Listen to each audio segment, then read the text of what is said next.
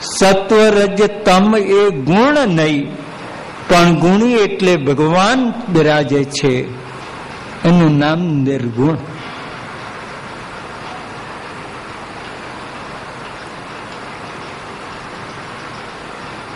આપણે મંદિરમાં ભગવાનને પધરાવીએ, ઝાંપીમાં પધરાવીએ, ઘરમાં પધરાવીએ, પણ આપણે ભગવાનને હૃદયમાં કેટલો પધરાવતા હઈશું?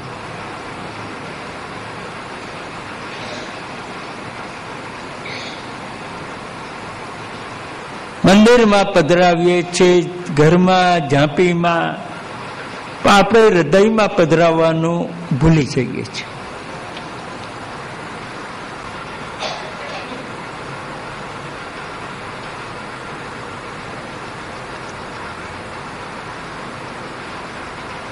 તો નિર્ગુણ ગોપી જેના હૃદયમાં પ્રભુ બિરાજે છે,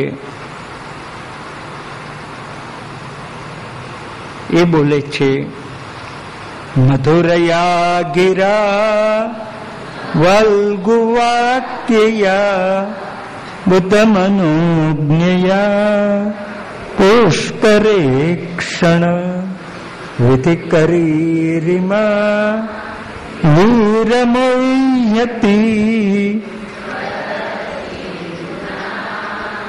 પાયસ્વનઃ.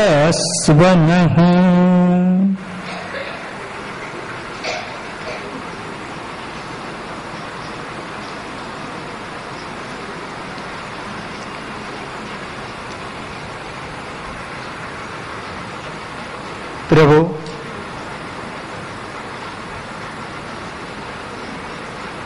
પુષ્કરે ક્ષણ સંબોધન કરે છે. કમલ જેવા જેના નેત્ર છે એવા કમલ નયન પ્રભુ.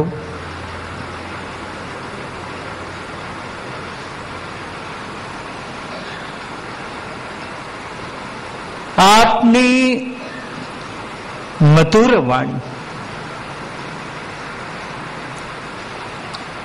જેને કોઈની સાથે તુલના ન થઈ શકે,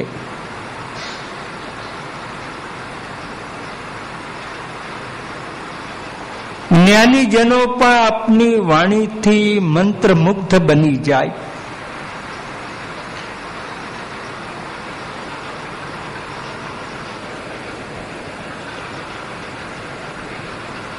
પ્રભુ, અમે આપના દાસી છે, આપના વિના અમે મરી રહી છે.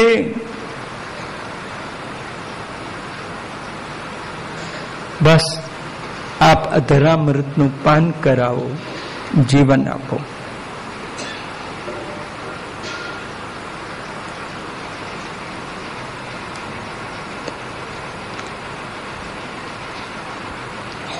ભગવાનની પાસે હાથની માગણી કરી,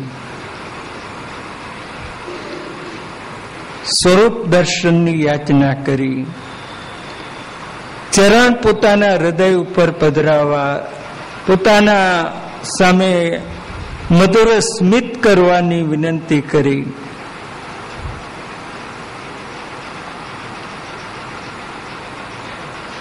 હવે ગોપીજનો પ્રભુને કહી રહી છે, પ્રભુ આપના મુખારવિંદ દ્વારા અમારા ઉપર થોડો ઉપકાર કરો ને.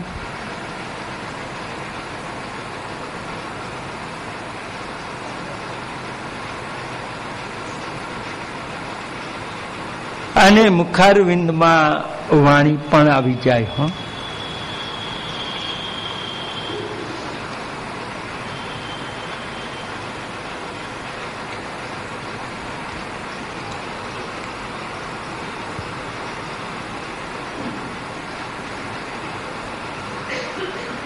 પ્રભુ આપની મધુર વાણી, આપણો કોઈ પ્રિય સ્વજન પણ આમ બોલે તો મીઠું લાગે, તો ભગવાનની વાણી કેવી મધુર હોય એની કોઈ કલ્પના ન થઈ શકે. આપણે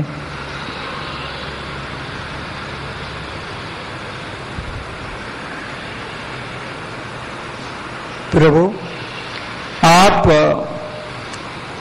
અમારા હૃદયને સ્વસ્થ અને પુષ્ટ બનાવો.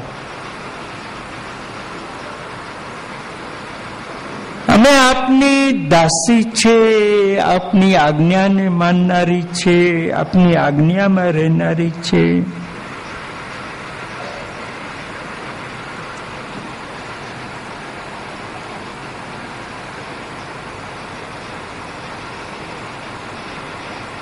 અમે આપની સેવા કરનાર છે.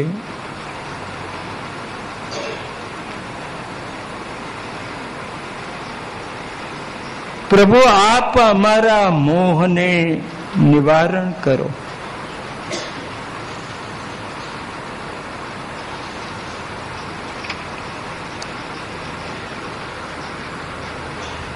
ભગવાનની વાણીમાં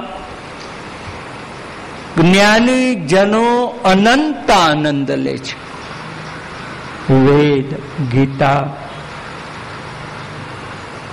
આ બધા આનંદના ભંડાર છે ને એનો આનંદ જગતના જ્ઞાનીજનો એ લેતા હોય છે.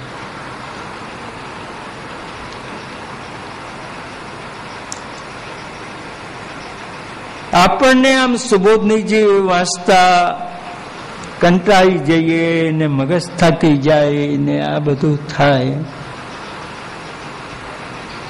પણ જેને એમાં સમજ છે એને તો આત્માથી એ પુસ્તક મૂકવાનું મન ના થાય. એ આનંદ એમાં એ રસ.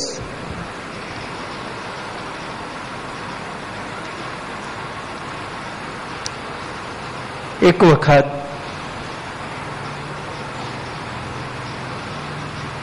સંપ્રદાયના એક ખૂબ મોટા મહારાજશ્રી વડોદરા આવેલા,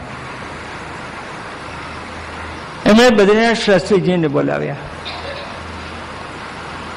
મારે તમારી સાથે બેસી ભાગવતના ચતુશ્લોકી એના સુબોધનીજી એના ઉપર પ્રકાશ આ એક એક અક્ષર વાંચવો છે, વિચારવો છે. હવે સવારે તમારે અહીં મારા મુકામ પર આવવાનું, સાંજના હું તમારે ઘેર આવું. બદ્રીનાથ શાસ્ત્રીજીએ કહ્યું બંને સમય હું તમારે ત્યાં આવું, મને વાંધો નથી. ના, એ વાત ખોટી. મારે જાણવું છે, મારે સમજવું છે, મારે બંને સમય તમારે ત્યાં આવવું જોઈએ. પણ સવારે હું અપ્રેસમાં હોઉં રાજભોગ સુધી, એટલે આપે અહીં આવવાનું. સારું. વચમાં દુભાષ્યા તરીકે હું હતો. મહારાજશ્રીને આંખે વંચાઈ નહીં, એટલે એમના વતીથી પંક્તિઓ વાંચવાની. અને મહારાજશ્રી કઈ પૂછે તો બદ્રીનાથ શાસ્ત્રીજીને આમ ધીમું બોલે તો ઓછું સંભળાય, એટલે શબ્દો ફરી બોલીને એમને કહેવા. આ રીતે વચમાં હું બેસતો. ભગવાનની કૃપા. લગભગ ચતુશ્લોકીમાંથી 1.5 શ્લોક અઠવાડિયે થયેલો. અને સંસ્કૃતમાં ચર્ચા ને એક દિવસ મેં મહારાજશ્રીને કહ્યું, દાદાજી આ ઉંમરે આપ આટલો બધો પરિશ્રમ શું કામ લો છો? હું તો ચર્ચા સાંભળું છું અને છતાંય મારું મગજ થાકી જાય છે. એવું લાગે કે આ ચર્ચા સાંભળવા માટે રોજની 200 બદામ ખાવી પડે. એવી ચર્ચા.